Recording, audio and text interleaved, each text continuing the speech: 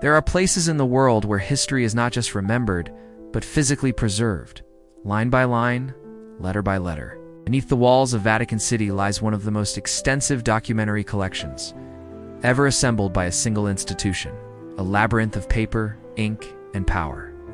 More than 85 kilometers of shelves, over a millennium of records.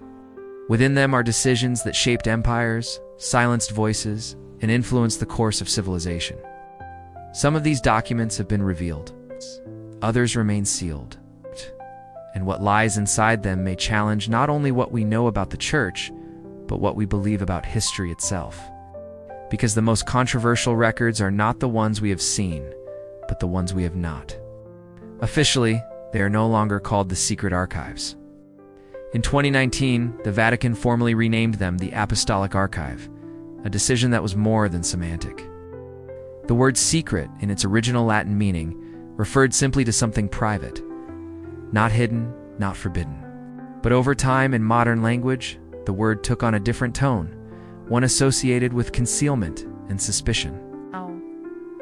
The name change was an attempt to clarify that distinction. Access to the archive is limited, but not impossible. Qualified scholars from around the world can apply for permission. They must present credentials, define a research topic, and work under strict conditions. There is no browsing, no wandering. Every document must be requested, justified, and handled with extreme care. The archive was never designed for public transparency. Its original purpose was administrative, to preserve correspondence, legal decisions, and diplomatic exchanges. It functioned as the internal memory of the Church as an institution. Over centuries, that memory expanded. It absorbed not only religious records, but political history, international diplomacy, and cultural transformation. Among the most studied documents are those related to the trial of the Knights Templar. Arrested in 1307, under orders of King Philip IV of France, the Templars were accused of heresy, corruption, and secret rituals. For centuries, the narrative seemed straightforward. They were condemned by the Church. But documents preserved in the Vatican tell a more complex story. The Chinon parchment, rediscovered in the archives, revealed that Pope Clement V had actually absolved the Templar leaders of heresy. This finding contradicts the long-standing assumption of outright condemnation and suggests that the trial may have been driven far more by political pressure than by purely religious judgment. The archives also preserve the formal bull of excommunication issued against Martin Luther in 1521, a document that marks the definitive rupture between the Catholic Church and the Protestant Reformation. It is not just a theological declaration, but a turning point that reshaped Europe. Then there is the case of Galileo Galilei. His trial has come to symbolize the conflict between science and religion. Within the archives lies the original record of his abjuration, his forced renunciation of heliocentrism. Yet historians who have examined these documents point to hesitation, internal debate, and procedural complexity. The story is not one of simple repression, but of an institution struggling with ideas that challenged its framework of understanding. Equally significant is the correspondence of King Henry VIII of England, who appealed to the Pope for the annulment of his marriage to Catherine of Aragon. The refusal of that request would lead to the creation of the Church of England and permanently alter the religious map of Europe. These documents reveal not only personal ambition, but the intricate relationship between faith and political power. In more recent history, one of the most anticipated archival openings took place in 2020. When the Vatican released documents from the pontificate of Pope Pius XII, his role during World War II and the Holocaust has long been the subject of intense debate. Critics have accused him of silence, while defenders argue that he acted discreetly to save lives. The archives added nuance, but did not deliver a simple answer. They revealed efforts by church officials to assist Jewish individuals in certain cases, while also exposing limitations, missed opportunities, and the constraints of diplomatic caution. The result was not a clear verdict, but a more complex and uncomfortable picture, one that resists easy categorization. The archives also shed light on the 1933 Concordat between the Vatican and Nazi Germany, a treaty intended to protect church rights within the regime. Historians continue to debate whether this agreement represented pragmatic survival or moral compromise.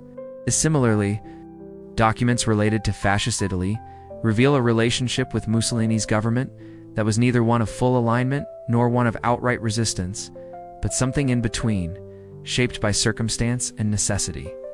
Beyond these major political narratives, the archives contain unexpected revelations.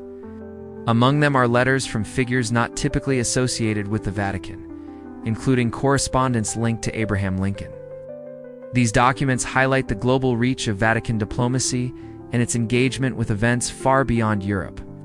Records from the Inquisition also offer a perspective that differs from popular imagination. While they do not deny the existence of abuses, they challenge exaggerated narratives that have developed over time, presenting a more measured and complex reality. There are also extensive records related to the colonization of the Americas. Missionary reports, administrative correspondence, and accounts involving indigenous populations form a vast and often troubling body of evidence. Together, they reveal a layered history of cultural encounter, conversion, negotiation, and conflict, one that cannot be reduced to a single narrative. Yet for all that has been revealed, much remains inaccessible. The Vatican generally follows a rule under which documents are released after approximately 75 years. However, this process is neither automatic nor entirely consistent. Entire segments of the 20th century remain partially or fully sealed, including records related to Cold War diplomacy, intelligence exchanges, and internal church governance. One of the most intriguing cases is the brief pontificate of Pope John Paul I, who served for only 33 days before his sudden death in 1978. Officially attributed to a heart attack, his passing raised questions at the time due to the limited transparency surrounding it. While historians remain cautious and avoid unfounded speculation, the full archival record could eventually provide greater clarity. Another subject that continues to generate discussion is the so-called Third Secret of Fatima, officially revealed in 2000. It described a symbolic vision interpreted as referring to the suffering of the 20th century. However, some researchers question whether the full text was disclosed. There is no definitive evidence to support claims of concealment, but the debate itself reflects the enduring tension between disclosure and secrecy. There are reasons why some documents remain closed. Preservation is one factor, as many of these materials are fragile and require careful handling. Classification is another, particularly when documents involve diplomatic relations or sensitive political contexts. Archives do not only contain records of the past, they also reflect relationships that may still have consequences in the present. Revealing certain information prematurely could affect nations, institutions, and even individuals who are still alive. At the same time, historians and researchers continue to advocate for greater transparency. They argue that delayed access can distort historical understanding and prolong unresolved controversies. In response, the Vatican maintains a measured position, emphasizing responsibility over secrecy. Its approach favors gradual release rather than immediate exposure, presenting itself as a controlled opening of institutional memory. The Vatican Apostolic Archive is not merely a religious repository. It is one of the most comprehensive collections of historical documentation in existence. Within its walls, the boundaries between faith, politics, culture, and power become intertwined. It preserves not only decisions and doctrines, but the processes through which they were formed. Ultimately, the archive represents more than a collection of documents. It embodies a fundamental question about history itself. History is not only about what happened, it is about what is preserved, what is interpreted, and what is withheld. The existence of such an archive invites reflection on who has the authority to curate the past and under what conditions it becomes accessible. Perhaps the greatest mystery is not what lies within those shelves, but who determines when the world is ready to see it. Because control over the past is never simply about memory. It is, and has always been, about power.